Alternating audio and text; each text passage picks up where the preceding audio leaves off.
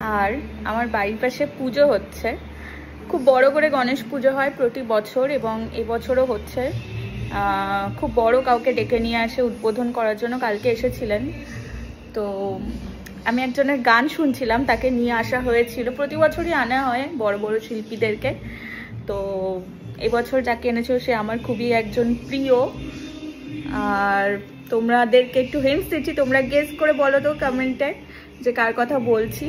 তো উনি অ্যাকচুয়ালি কীর্তন গান, অ্যাকচুয়ালি উনি ফোক গান এবং শান্তিনিকেতন থেকে পড়াশোনা করেছেন, মানে বিশ্বভারতী থেকে, বিশ্বভারতীর স্টুডেন্ট। আর সারেগামাপাতেও গেছিলেন এবং খুব ভালো ফোক গান, বেসিক্যালি ফোক গান এবং কীর্তনও গান।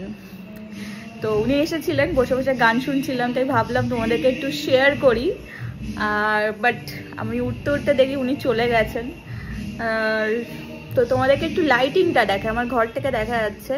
এই দেখো, এখান থেকে স্টার্ট হয়েছে, এই মুখের থেকে লাইটিং স্টার্ট হয়েছে। আর একদম ওইখানে প্যান্ডেল। তো